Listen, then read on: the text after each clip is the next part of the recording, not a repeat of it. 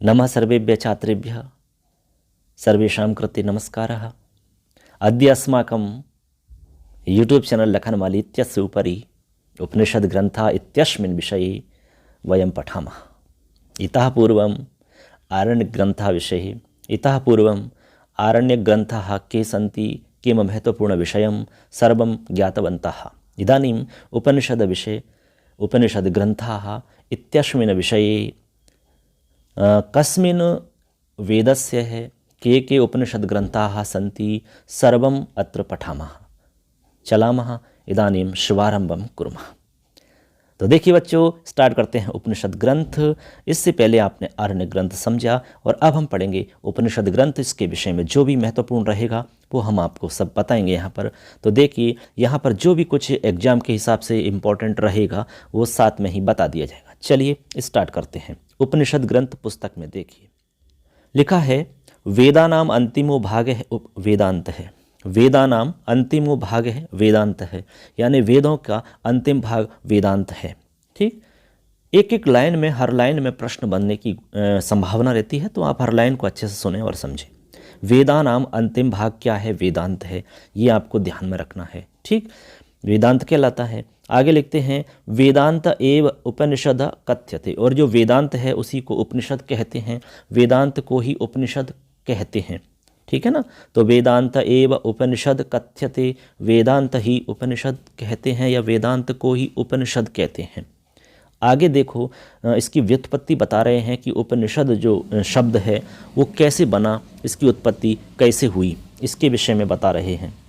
उपनिषद शब्दः उपनि उपसर्गद्वयपूर्वस्य क्विप् प्रत्ययान्तस्य षड्लिरि धातोः योगात् निष्पन्नः भवति। मतलब उपनिषद जो शब्द है वो उप नि उपसर्ग, यानी दो उपसर्ग हैं, उप और नि, ये आप देख पा रहे हैं। उप नि उपसर्ग द्वय पूर्व से, यानी दो उपसर्ग पूर्व, क्विप प्रत्यांतस, यानी क्विप प्रत्यय लगा हुआ है। ठीक, और षड्लिरि धातु योग, क्विप प्रत्यय और षड्लिरि धातु के योग से निष्पन्न होता है। तो किस धातु के योग से निष्पन्न होता है?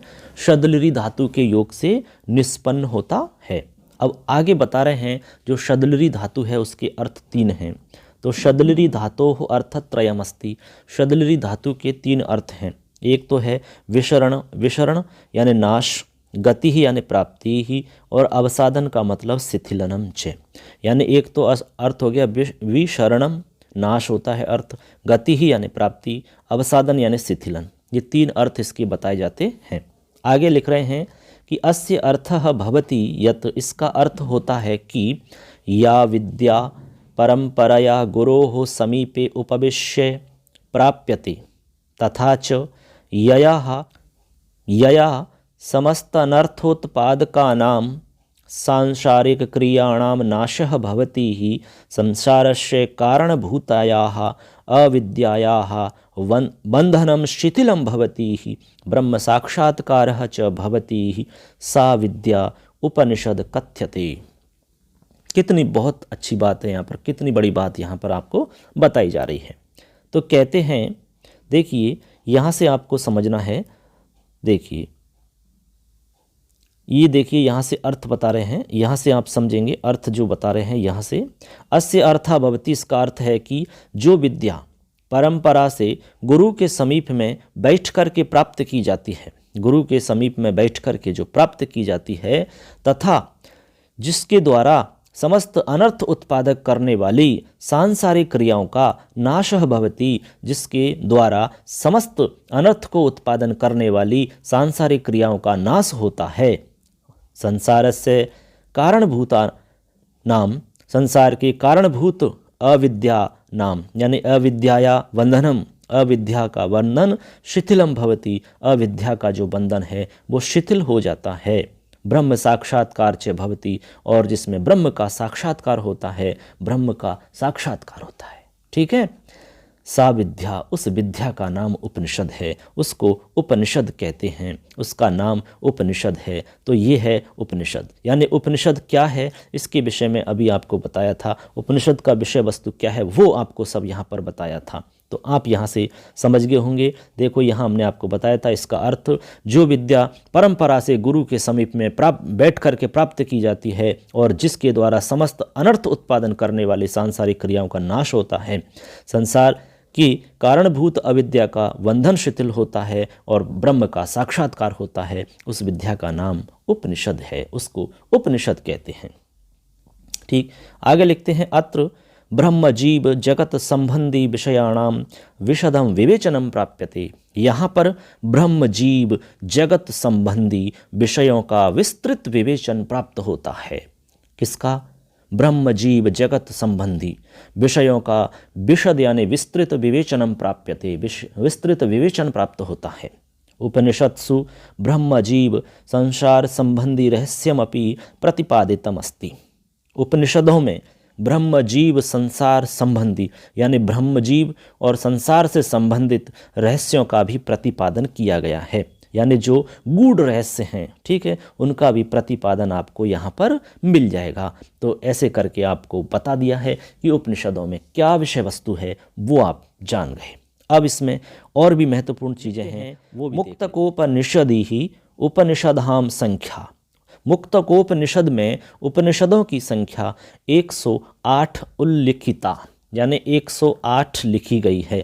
तो यहाँ से भी आपका प्रश्न बन जाता है कि मुक्त उपनिषद, जो मुक्त उपनिषद है, उसमें उपनिषदों की संख्या कितनी बताई गई है, कितने उपनिषदों का उल्लेख किया गया है। तो आपको बताना 108 उपनिषदों का उल्लेख है। आगे लिखते हैं कि तत्र 10 उपनिषद ऋग्वेद संबंध, 10 उपनिषद ऋग्वेद से संबंधित हैं। फिर आगे लिखते हैं 19 उपनिषद शुक्ल यजुर्वेद संबद्ध, शुक्ल यजुर्वेद से संबंधित हैं। और 31 कृष्ण यजुर्वेद संबद्ध, 31 उपनिषद कृष्ण यजुर्वेद से संबंधित हैं। इसके बाद में 16 सामवेद संबद्ध, 16 उपनिषद आपके सामवेद से संबंधित हैं। उसके बाद में 31 अथर्ववेद संबद्ध, 31 अथर्ववेद से संबंधित हैं। तो ऐसे करके आप जितने भी इसमें 108 बता रहे हैं, उन सब का अलग अलग विवरण इसमें दिया है, कौन सा किससे संबंधित हैं। तो ये आपको ध्यान में रखना है कि ऋग्वेद से कितने संबंधित हैं, शुक्ल यजुर्वेद से कितने संबंधित हैं, कृष्ण यजुर्वेद से संबंधित कितने हैं, सामवेद और अथर्ववेद से संबंधित कितने हैं, ये आपको ध्यान में रखना होगा। अब देखते हैं आगे लिखते हैं, वेदांताचार्याः एतासु उपनिषत्सु कतिचन उपनिषदः स्वमतानुसारि व्याख्यायाः भूषितवन्तः। यानी वेदांत आचार्य एतासु उपनिषत्सु यानी इन उपनिषदों में, कतिचन उपनिषद यानी कुछ उपनिषदों का स्वमतानुसारी व्याख्या यानी अपने मत के अनुसार व्याख्या के द्वारा भूषितवन्तः यानी उसको भूषित किया गया है, यानी अपने मत के अनुसार उसमें व्याख्या की गई है, ऐसा इसको समझना है। फिर लिखते हैं, तासु 10 उपनिषदः प्रसिद्धा, उनमें 10 उपनिषद प्रसिद्ध हैं। यानी जो 108 उपनिषद की बात कर रहे हैं तो कह रहे हैं कि उनमें 10 उपनिषद जो हैं वो ही प्रसिद्ध हैं। अब देखो 10 उपनिषद कौन से हैं जो प्रसिद्ध हैं, उनका नाम याद रखना है आपको। तो ये देखिए नाम, ईश, केन, कठ, प्रश्न, मुंडक, मांडूक्य, तैत्रीय, ऐत्रेय, छांदोग्य और बृहदारण्यक उपनिषद। ये आपके 10 उपनिषद हैं जो प्रसिद्ध हैं। ईश, केन, कठ, प्रश्न, मुंडक, मांडूक्य, तैत्रीय, ऐत्रेय, छांदोग्य और बृहदारण्यक उपनिषद, ये 10 उपनिषद जो हैं ये प्रसिद्ध हैं। फिर आगे लिखते हैं, श्वेताश्वतरोपनिषद एकादश्याम अपि प्रसिद्धा अस्ति, यानी श्वेताश्वतरोपनिषद जो है एकादशम अपि यानी 11वां उपनिषद जो है ये भी प्रसिद्ध माना जाता है। ये भी आपका प्रसिद्ध है, 11वें उपनिषद के रूप में ये भी प्रसिद्ध है। ऐसे करके आपको यहाँ पर बताया कि कितने उपनिषद हैं और जो विशेष रूप से प्रसिद्ध उपनिषद हैं उनका नाम क्या है, वो आपको ध्यान में रखना है। ठीक है, अब देखते हैं आगे क्या विषय वस्तु इसमें दी हुई है।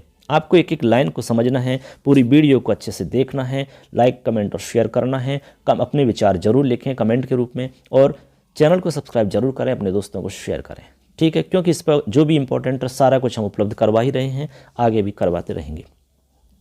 लिखते हैं, कतिचन उपनिषदाः गद्यात्मिका, कुछ उपनिषद गद्यात्मक हैं यानी गद्य में लिखे गए हैं।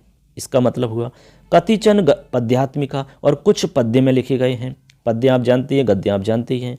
फिर कहते हैं कतिचन गद्य पद्य उभयात्मिकाश्च, और कुछ गद्य पद्य दोनों में लिखे गए हैं। समझ रहे हो ना, सिंपल सी बात है। आगे है आशाम उपनिषदाम रचना काला, इनमें उपनिषदों का रचना काल, इनमें उपनिषदों का रचनाकार भिन्न, यानी भिन्न भिन्न है, यानी उपनिषदों का रचनाकाल भिन्न है। परम प्रसिद्धा कतिचन उपनिषदा, परंतु प्रसिद्ध उपनिषद, किंतु प्रसिद्ध कुछ उपनिषद बुद्ध कालात प्राचीन एवेति सर्व सम्मतम, यानी बुद्ध काल से भी प्राचीन है, ऐसा सबका मत है, यानी सर्वसम्मतम। यह सबकी ऐसी सम्मति है, यह सबका एक मत है कि कुछ जो उपनिषद हैं वो तो बुद्ध काल से भी प्राचीन हैं, ऐसा सर्वसम्मत है, ऐसा यहाँ पर कहते हैं, माना जाता है। फिर लिखते हैं उपनिषदः अति सरल और सरस शैल्याम तत्वं प्रकाशयन्ति, जो उपनिषद हैं हमारे वो अति सरल और सरस शैली में तत्व को प्रकाशित करते हैं, चाहे वो कोई भी तत्व है, जीव तत्व, ब्रह्म साक्षात्कार, प्राण विद्या, ये जो भी कुछ है, मतलब जो भी है तत्व, उसको क्या करते हैं, बहुत ही सरल और सरस शैली के द्वारा उस तत्व को प्रकाशित करते हैं। तासाम महत्वम, इनके द्वारा, तासाम महत्वम यानी उनका महत्व, लोकप्रियत्वम और लोकप्रियता, च अनुदिनम यानी लगातार, दिन प्रतिदिन, अवर्धता यानी बढ़ गई है। इसीलिए उनकी जो महिमा है वो लोकप्रियता और महत्व और महिमा जो है वो नित्य प्रतिदिन अनुदिनम बढ़ती चली गई है, बढ़ गई। प्रकाशन शैल्या निदर्शनम यथा, यानी इनमें तत्व प्रकाशन की शैली का निदर्शन यहाँ पर दिया गया है। निदर्शन का मतलब यहाँ पर आपको उदाहरण दिया गया है। कैसे, देखिए अब बताते हैं इसमें क्या विशेष बताया है, क्या निदर्शन यहाँ पर बताया है। देखिए एक उदाहरण आपके लिए यहाँ पर बताया जा रहा है। आत्मानं रथिनं विद्धि शरीरं रथमेव तु, बुद्धिं तु सारथिं विद्धि मनः प्रगृह्यमेव च, इंद्रियाणि हयानाहु विषयांस्तेषु गोचरान्, आत्मेन्द्रिय मनोयुक्तं भोक्त्याहु मनीषिणः। मतलब आत्मानम रथिनम विद्धि शरीरम रथमेव तु, बुद्धिम तु सारथिम विद्धि मनः प्रगृह्यमेव च।